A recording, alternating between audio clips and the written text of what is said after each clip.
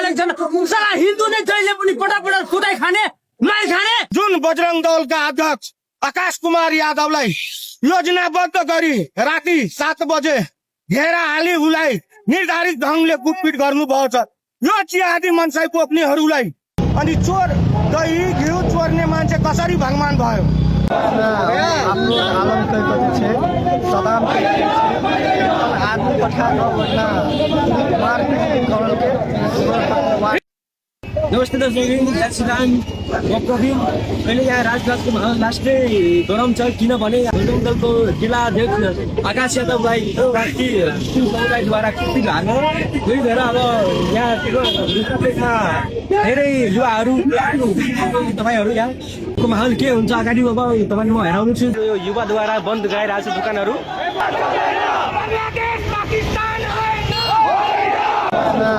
हाम्रो आलम कहे सदाम आदमी पठा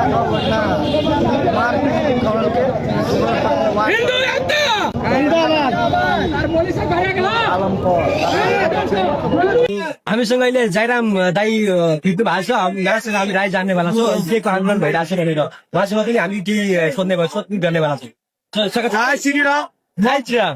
हिन्दू सम्राट सेनाको जिल्ला उपाध्यक्ष जयराम यादव आज 2 दिन पहिलादेखि नै ऊ सामाजिक सञ्जालमा मोहम्मद अफरोज आलम नामको व्यक्तिले आफ्नो आइडीबाट विष्णु भगवानको हाम्रो हिन्दूको आस्थाको विषय लिएर टिप्पणी गर्नुभएको थियो। उहाँले भन्नुभयो त्यो 16,108 पत्नी छन् उहाँलाई, जसमध्ये 365 दिनको भाडा गर्दा एक वर्षमा एक दिनमा 45 वटा पत्नीसँग कसरी सम्भोग गर्न सक्यो?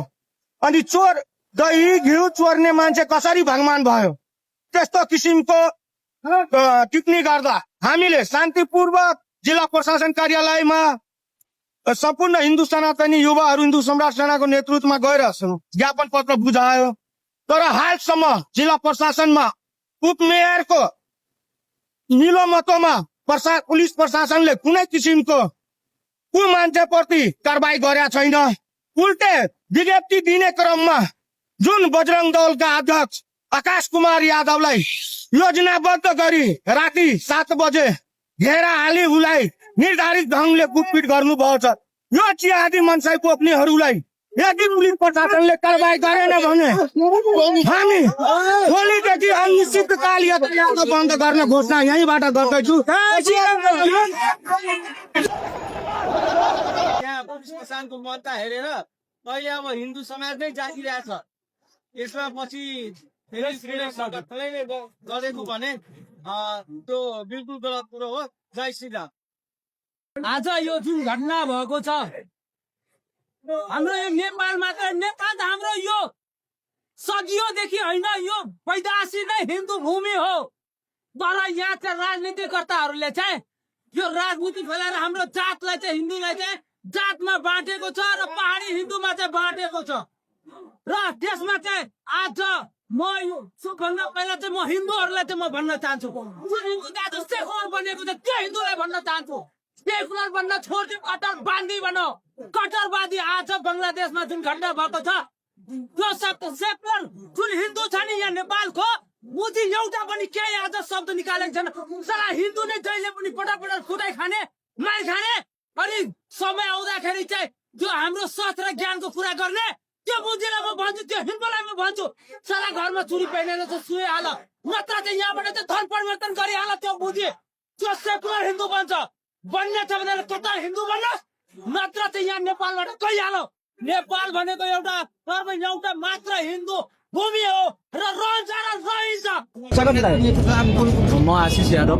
यहाँ सप्तरी राजप्रासमा मुस्लिम समुदाय हिन्दू प्रति धेरै अत्याचार गर्दैछ। अरू यहाँ अफरोज आलम भनेको मान्छे हाम्रो कृष्ण भगवान प्रति धेरै नराम्रो वर्डहरू अपमानजनक, धेरै हिन्दू प्रति अपमानजनक वर्डहरू युज गरेर हामी प्रति द्वन्द्व गर्दैछ हिन्दू प्रति। त्यही भएर सबै हिन्दूलाई एकता हुनुपर्छ। अरू हाम्रो हिन्दू प्रति धेरै जातीय विवादी चल्दैछ, त्यो जाति विवादी नचलोस्।